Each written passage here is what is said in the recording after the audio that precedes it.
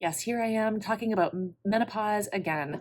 I love this topic. It is so important for women to know about because I feel like the traditional medical system and even the way that I was trained 20 years ago has really failed women. And knowing now that there's a better way, I'm just super excited about it and super happy to be able to help women through it. So let's talk about menopause and perimenopause for a bit. So in case you don't know, and I'll go over this quickly because hopefully if you're watching this video, this is a little bit familiar to you, but perimenopause is that period of time, about 10 years or so before you actually stop your period, which is menopause. Stop your period for 1 year, that's your menopause, and so you're postmenopausal after that. But during that perimenopausal time, tons of symptoms can happen, not for everyone, but for most women. They happen and they're unrecognized. So what are some symptoms of perimenopause then? I'm glad you asked. So things like joint pain, sleeping issues, energy issues, so fatigue, brain fog, mood issues, hot flashes, vaginal dryness, low libido, trouble focusing or accomplishing things at work or at home like you used to.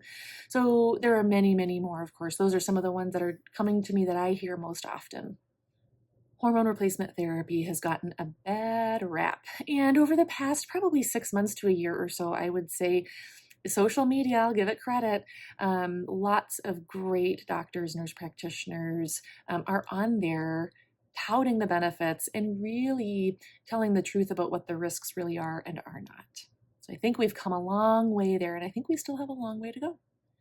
Oftentimes when I give HRT or hormone replacement therapy, I'm using a variety of different hormones, not just estrogen and progesterone. I do use those. Those are pillars. However, what's often missed is testosterone for women and even DHEA for women. Cortisol is another hormone, steroid hormone, that is often missed. We want to look at that because if we don't address cortisol levels that are off, you're not going to get the full benefit or symptom relief out of your hormone therapy.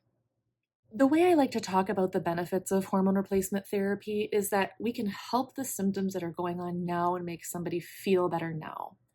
But that's one piece of it. The other whole piece of it is that hormone replacement therapy done right is very longevity promoting and reduces risks of things like cardiovascular disease, dementia, osteoporosis, colon cancer, all sorts of things. And I will mention breast cancer right here. Hormone therapy does not cause breast cancer. We know that now. If you have an active breast cancer, you should not take estrogen therapy. You should not.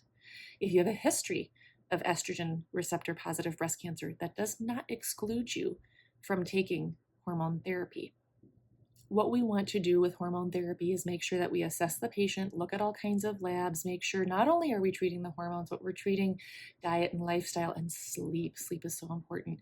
And exercise. Are you over exercising, under exercising? We want to look at everything. And really, when we do that, that is treating the patient in the best, safest, most effective way. So what might you notice if you're on HRT, hormone replacement therapy? Within a week to 2 weeks, typically, loss of hot flashes or very, very much improved hot flashes or night sweats. Much better sleep. Progesterone can be a miracle for many of my patients.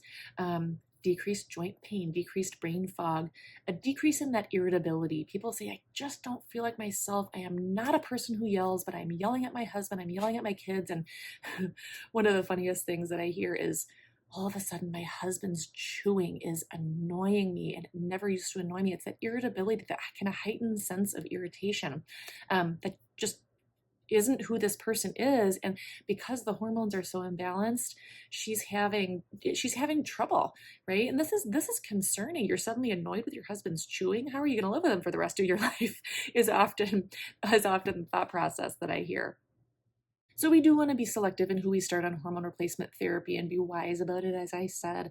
However, more people than we used to think are really good, safe candidates for being on HRT. I mentioned the breast cancer piece. The other concern is the cardiovascular piece. And if you start a woman on hormone replacement therapy within at least maybe 6 to 10 years or so is the research, within 6 to 10 years of menopause, we know that we can decrease cardiovascular risk. Now, if somebody comes to me and they're 70 years old and they're having a really hard time or they really want to optimize, I will start them sometimes on HRT. A few things we want to do first though. get a look at the whole picture: cholesterol, inflammation numbers, glucose and insulin markers, all sorts of things, and a comprehensive lipid panel. We want to make sure that when we're starting a woman on estrogen, if she's not been on estrogen or other hormones in the past, and it's been more than 6 to 10 years since menopause, that we're not increasing her risk of cardiovascular disease.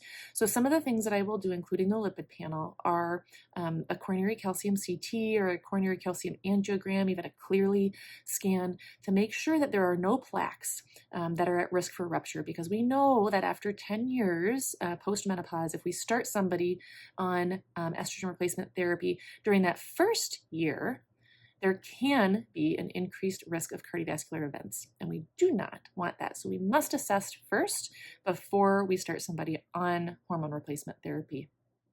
As you can tell, there are a lot of nuances, and this is why you want an expert in hormone replacement therapy, not just kind of a hormone mill or an online, place where you can just call and they'll give you your hormones. You want somebody who's going to look at the whole picture in order to do this safely and effectively, and somebody who cares about you and who you are and what you need. There are some alternatives to hormone replacement therapy if it's absolutely not an option or the patient really just doesn't want it. Certain vitamins, herbs, minerals can be effective in mitigating some of the symptoms, but really nothing is going to significantly increase hormone production after menopause. And the same is true for men after a certain age. Nothing is going to work like testosterone works. Nothing is going to turn back on those ovaries or back on those testes for men, as I like to say. So oftentimes we just do need to use hormones, but if there are people who just cannot or aren't comfortable with it, there certainly are other ways that we can optimize both health and hormone health specifically. And this is why we take a functional medicine approach here, so that we do take a look at everything, making sure nutrients, minerals, vitamins, amino acids, inflammation, metabolism, all those things are as good as they can be, so that not only are we looking after hormone health, but we're looking after whole health, making people feel better now, but also promote longevity and vitality for many, many, many years in their future. If this resonates with you, I would love to care for you if you need care, or have a free discovery call with you if you still have questions. You can book that on our website, nourishhousecalls.com. There should be a button here you can click on, and we'd be more than happy to sort of walk you through our process and make sure that we can help you.